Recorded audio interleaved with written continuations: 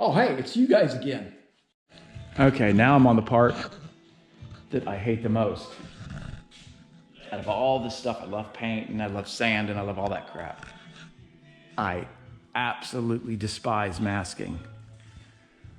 Because it's you do it and then, you know, when the job gets done, you take it all off. This stuff right here, oh, by the way, a product review. This anti-static surface cleaner is really good for like a pre-prep for taping. You can use that and it'll clean it. And another thing I like to do is if I have an area that the paint is not sticking, this is a tip. We promised you guys tips here on in the shop series. Like let's say the tape wasn't sticking there. You take your tape and you fold it back over itself like this, and you pull off any material, any oils, or anything that the paint is not sticking to. So you see, you do that, you just go like that, and you do that all along where you're gonna tape, and you might have to do it a couple times, but like if you've got, it's a little bit oily or whatever, and the tape doesn't wanna stick, that will, usually that'll pull any crap off of the area you're gonna tape and allow the tape to stick really good. So, okay, we've shot the primer. It's funny because when you go from bare metal and you know the fitting on it, you really start to see more on the primer. So my plan now is I'm gonna, as soon as this dries, I'm gonna definitely skim coat both sides, you know, all the way here, probably all the way around. Skim coat all this, skim coat it, and I'll probably, I don't know, I might start my block with 80 again. Start my block with 80, and then as it gets into looking close to primer, you can see my dents right there. You can see some dents right in there.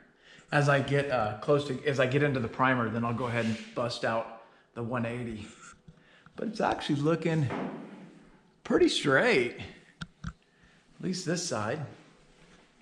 Let's go see how straight the other side looks.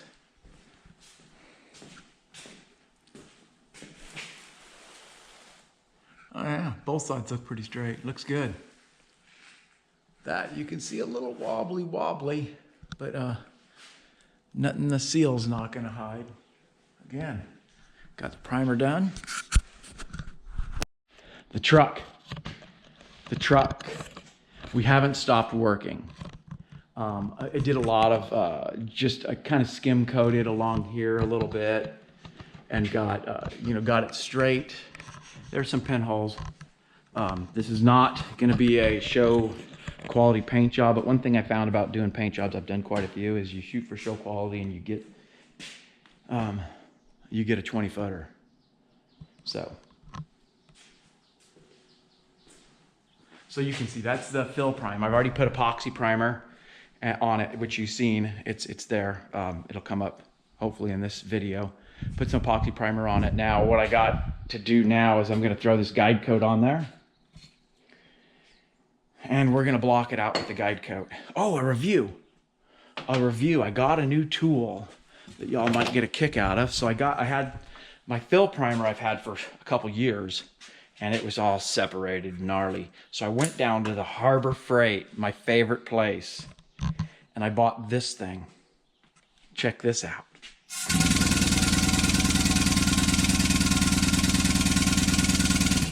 So I saw online where a guy made one with the Sawzall, and I was gonna do that, but I thought, you know what, just get this one here, which is temporarily set up right now because, you know, my whole life sometimes is temporary. So my plan is to take this thing here, bolt it to this plate, and stick it on this so I can have it modular. So I can throw it up there and, you know, when I need it, pop it in one of my hitch things here and mix some paint. So that's my review on that tool. I haven't got anything else new. I do have some paint equipment that, you know, review of this FLG4. It's a really good paint gun. This is my primer gun. This one here shoots. It's got like a 2.0 tip in it. It shoots that fill primer really nice, and Not a lot of overspray. As you can see, you know, I shot it in here, and we'll walk over and look at my fridge. It's black. I mean, it's got some dust on it, but not a lot of overspray. So when I do the color, I might get a little more overspray. I don't know, I'll probably cover a little bit better, cover the equipment better. And what I do when I paint in here is I run these two fans. I'll shut the door down just to the gap. And you know, right now we're not doing color, so I'm not too worried about dirt nibs and all that stuff, because that's all gonna be blocked really good. But when I do the color, I'll get in here and clean up really good before I shoot the color. Anyways, so that's where that project's at. God, just projects on projects. Summertime's here. We got the dirt bikes out. We're gonna go play with those, but you'll see that in the other video. And then this thing here's gotta get moved and be hung up. Got some new signage. Got a lot going on here at the shop, in the shop. And we may have an in the shop side project for Karen. This metal drum right here, this is one of our extras. We're gonna cut the bottom out of it, put it on a stump, fill it with charcoal, and you know, again, that's something else we learned from YouTube, and see if we can burn the stump out. Anyways, that's where we're at.